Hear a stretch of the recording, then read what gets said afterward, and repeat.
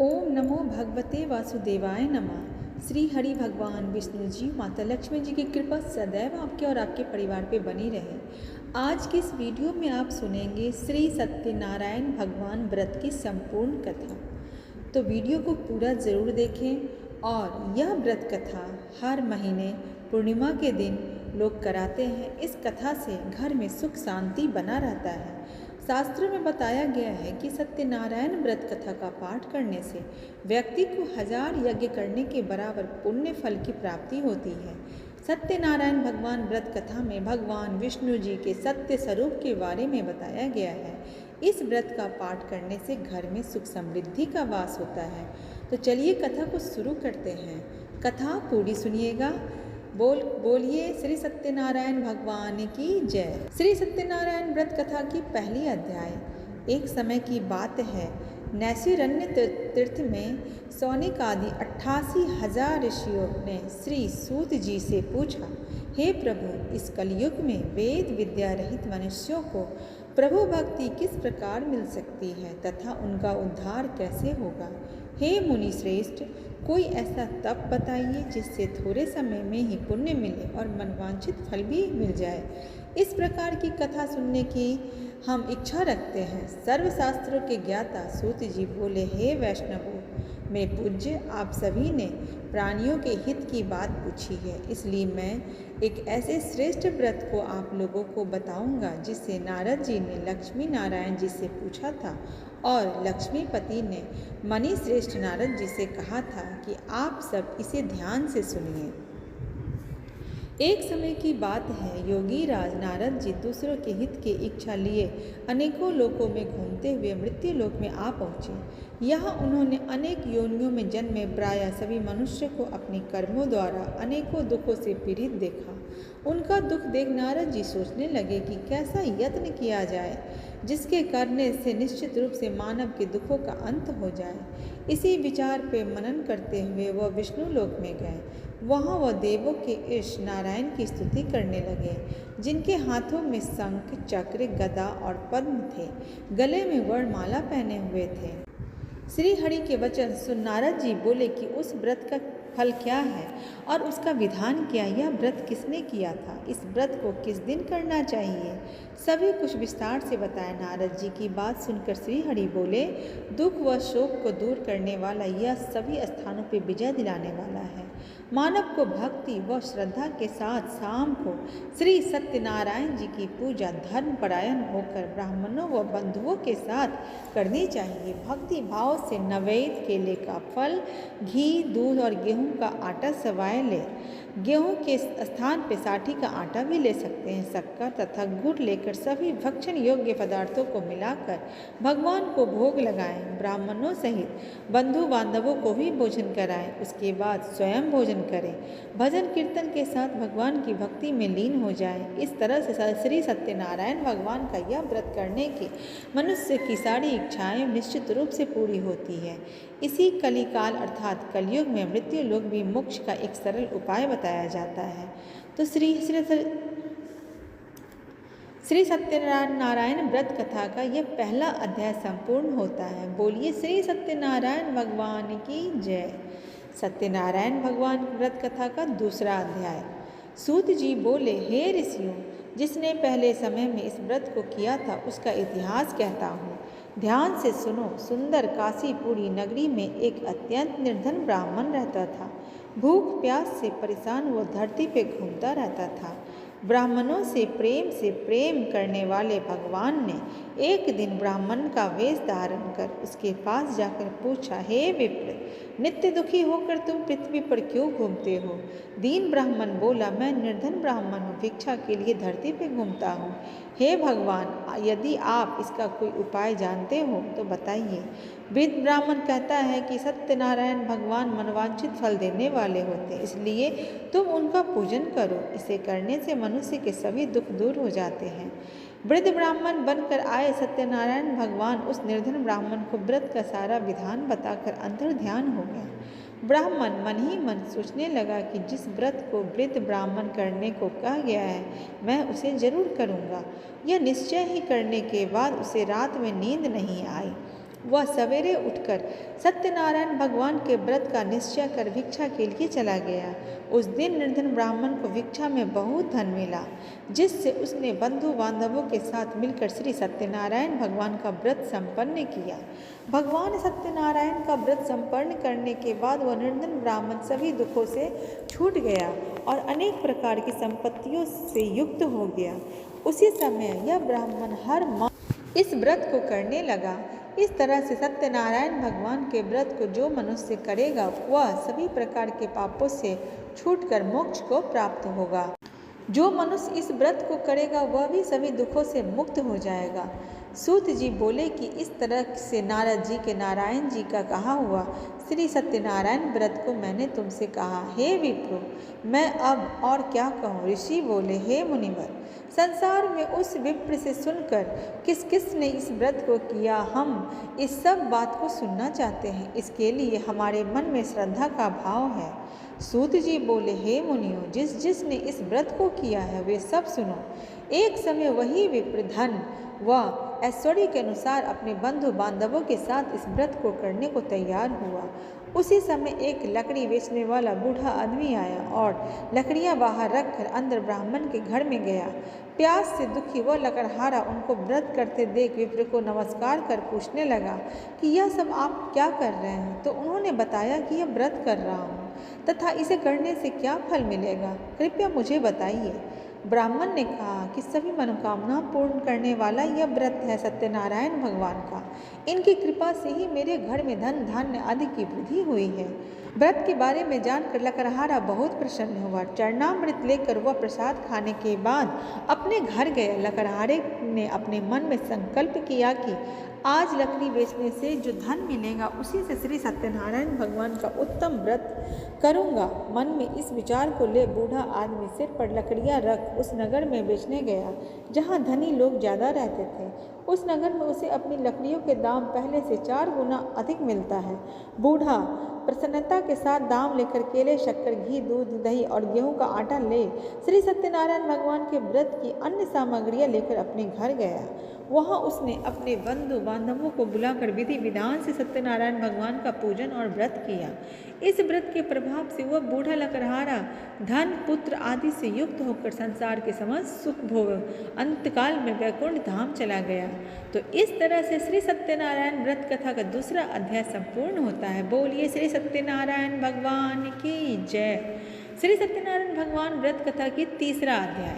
सूत जी बोले, हे ऋषि श्रेष्ठ मुनियों, अब आगे की कथा कहता हूँ। पहले समय में उल्कामुग नाम का एक बुद्धिमान राजा था। वह सत्यवक्ता और जितेंद्र था। प्रतिदिन देव स्थानों पर जाता और निर्धनों को धन देकर उनके कष्ट दूर करता था। उसकी पत्नी कमल के समान मुख वाली और सती साध्वी थी। भद्रशिला नदी के तट पे उन दोनों ने श्री सत्यनारायण भगवान का व्रत किया। उसी समय साधु नाम का एक वैश्य आया। उसके पास व्यापार करने लगे के लिए बहुत सा धन भी दिया। राजा को व्रत करते देखकर वह विनय के साथ पूछने लगा, हे राजन, भक्ति भाव से पूर्ण होकर आप यह क्या कर रहे हैं? मैं सुनने की इच्छा रखता हूँ, तो आप मुझे बताइए। राजा बोला, साधु अपने बंधु बांधवों के साथ पुत्रादि की प्राप्ति के लिए एक महाशक्तिमान श्री सत्यनारायण भगवान का व्रत व पूजन कर रहा हूँ। राजा के वचन सुन साधु आदर से बोला, हे राजन, मुझे इस व्रत का सारा विधान कहिए। आपके कथनानुसार मैं भी इस व्रत को करूँगा। मेरी भी संतान नहीं है। इस व्रत को करने से निश्चित रूप से ही मुझे संतान की प्राप्ति होगी। राजा से व्रत का सारा विधान सुन व्यापार से निवृत्त हो वह अपने घर गया। साधु वैश्य ने अपनी पत्नी को संतान देने वाले इस व्रत का वर्णन सुनाया। कहा कि जब मेरी संतान होगी तब मैं इस व्रत को करूँगा। साधु ने इस तरह के वचन अपनी पत्नी लीलावती से कहे। एक दिन लीलावती पति के साथ आनंदित हो सांसारिक धर्म में प्रवृत्त होकर सत्यनारायण भगवान की कृपा से गर्भवती हुई। 10वें महीने में उसके गर्भ से एक सुंदर कन्या ने जन्म लिया।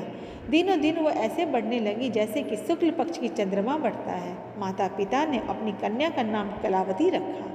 एक दिन लीलावती ने मीठे शब्दों में अपने पति को याद दिलाया कि आपने सत्यनारायण भगवान के जिस व्रत को करने का संकल्प किया था उसे करने का समय आ गया है। आप इस व्रत को करिए। साधु बोला, हे प्रिय, इस व्रत को मैं उसके विवाह पे करूँगा।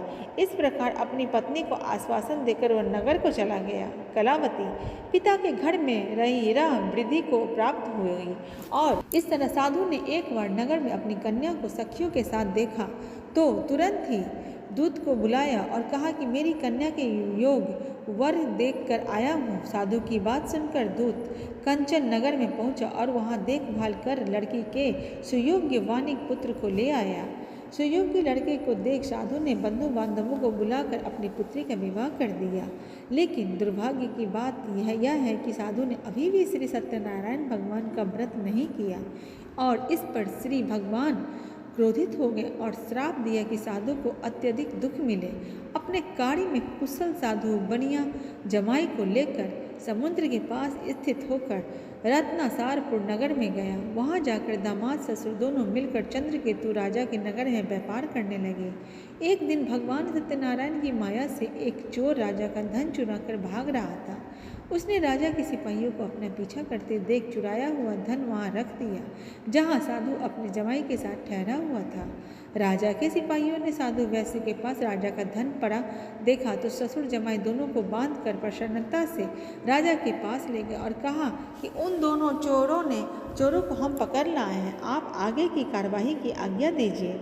राजा की आज्ञा से उन दोनों को कठिन कारावास में डाल दिया गया। उनका सारा धन भी उनसे छीन लिया गया। श्री सत्यनारायण भगवान के श्राप से साधु की पत्नी भी बहुत दुखी हुई। घर में जो धन रखा था उसे चोर चुरा ले गया। शारीरिक और मानसिक पीड़ा व भूख प्यास से अति दुखी हो अन्न की चिंता में कलावती के ब्राह्मण के घर गई। वहाँ उसने श्री सत्यनारायण भगवान का व्रत होते देख फिर कथा भी सुनी और प्रसाद ग्रहण कर रात को घर वापस आई। माता के कलावती से पूछा कि हे पुत्री, अब तक तुम कहाँ थी, तेरे मन में क्या है? कलावती ने अपनी माता से कहा, हे माता, मैंने एक ब्राह्मण के घर में श्री सत्यनारायण भगवान का व्रत तो देखा है। कन्या के वचन सुन लीलावती भगवान के पूजन की तैयारी करने लगी। लीलावती ने परिवार व बंधुओं सहित श्री सत्यनारायण भगवान का पूजन किया और उनसे वर मांगा कि मेरे पति और जमाई शीघ्र घर आ जाएं। साथ ही यह भी प्रार्थना की कि हम सब का अपराध क्षमा करें। श्री सत्यनारायण भगवान के इस व्रत से संतुष्ट हो गए और राजा चंद्रकेतु को अपने दर्शन देकर कहा कि हे राजन, तुम उन दोनों वैश्यों को छोड़ दो। तुमने उनका जो धन लिया है उसे वापस कर दो। अगर ऐसा नहीं करोगे तो मैं तुम्हारा धन नष्ट कर दूंगा और संतान, राज्य सभी को कष्ट और नष्ट कर दूंगा। राजा को कहा, यह सब बात राजा को ध्यान में जब आया और तब वो उठा और वह अंतर्ध्यान हो गया। राजा को यह सब कहकर वह अंतर्ध्यान हो गए। प्रातःकाल सभा में राजा ने अपना सपना सुनाया। फिर बोले कि वणिक पुत्रों को कैद से मुक्त करके सभा में लाओ। दोनों ने आते ही राजा को प्रणाम किया। राजा मीठी वाणी में बोला, हे महानुभावों, भाग्यवश ऐसा कठिन दुख तुम्हें प्राप्त हुआ है, लेकिन अब तुम्हें कोई भय नहीं है। ऐसा कह राजा ने उन दोनों को नए वस्त्राभूषण भी पहनाए। जितना धन उनका लिया था उसे दोगुना धन वापस कर दिया। दोनों वैश्य अपने घर को चले गए। इस तरह से श्री सत्यनारायण व्रत कथा का तीसरा अध्याय संपन्न होता है। बोलिए श्री सत्यनारायण भगवान की जय। सत्यनारायण भगवान का चौथा अध्याय। सत्यनारायण भगवान की व्रत कथा का चौथा अध्याय। सूत जी बोले, वैश्य ने मंगलाचार कर अपनी यात्रा आरंभ की और अपने नगर की ओर चल दी। उनके थोड़ी दूर जाने पर एक दंडी वेशधारी श्री सत्यनारायण ने उनसे पूछा, हे साधु, तेरी नाव में क्या है? वणिक हंसता हुआ बोला, हे दंडी, आप क्यों पूछते हो? क्या धन लेने की इच्छा है? मेरी नाव में तो बेल और पत्ते भरे हुए हैं। वैसे के कठोर वचन सुनकर भगवान बोले, तुम्हारा वचन सत्य हो दंडी। ऐसे वचन कह वहाँ से दूर चले गए। कुछ दूर जाकर समुद्र के किनारे बैठ गए। दंडी के जाने के बाद साधु वैश्य ने नित्य क्रिया के पश्चात नाव को ऊंची उठते देखकर अचंभा माना और नाव में बेलपत्ते आदि देख मूर्छित हो जमीन पर गिर पड़े। मूर्छा खुलने पर वह अत्यंत शोक में डूब गया। तभी उसका दामाद बोला कि आप शोक ना मनाएं, यह दंडी का शाप है, इसलिए हमें उनकी शरण में जाना चाहिए, तभी हमारी मनोकामना पूरी होगी। दामाद की बात सुनकर वह दंडी के पास पहुंचा, अत्यंत भक्तिभाव नमस्कार करके बोला, मैंने आपसे जो असत्य वचन कहे हैं के लिए मुझे माफ़ कर दे। ऐसा वह कहकर महान शोकातुर हो रोने लगा और दंडी भगवान बोले, हे वनिक पुत्र, मेरी आज्ञा से बार बार तुम्हें दुख प्राप्त हुआ है, तू मेरी पूजा से विमुख हुआ। साधु बोला, हे भगवान, आपकी माया से ब्रह्मा आदि देवता भी आपके रूप को नहीं जानते, तब मैं अज्ञानी कैसे जान सकता हूँ। आप प्रसन्न होइए, अब मैं सामर्थ्य के अनुसार आपकी पूजा करूँगा। मेरी रक्षा करो और पहले के समान नौका में धन भर दो। साधु वैश्य के भक्तिपूर्वक वचन सुनकर भगवान प्रसन्न हो गए और इसकी इच्छा अनुसार वरदान देकर अंतर्ध्यान हो गए। ससुर जमाई जब नाव पर आए तो नाव धन से भरी हुई थी। फिर वही अपने अन्य साथियों के साथ श्री सत्यनारायण भगवान का पूजन कर अपने नगर को चल दिए। जब नगर के नज़दीक पहुँचे तो दूत को घर पे खबर करने के लिए भेज दिया। दूत साधु की पत्नी को प्रणाम कर कहता है कि मालिक अपने दामाद सहित नगर के निकट आ गए हैं। दूत की बात सुनकर साधु की पत्नी लीलावती ने बड़े हर्ष के साथ श्री सत्यनारायण भगवान का पूजन कर अपनी पुत्री कलावती से कहा कि मैं अपने पति के दर्शन को जाती हूँ, तो कार्य पूर्ण कर शीघ्र आ जाना। माता के ऐसा वचन सुनकर कलावती जल्दी से प्रसाद छोड़ अपने पति के पास चली गई। प्रसाद की अवज्ञा के कारण श्री सत्यनारायण भगवान रुष्ट हो गए और नाव सहित उसके पति को पानी में डुबा दिया। कलावती अपने पति को वहां ना पाकर रोती हुई जमीन पर गिर गई।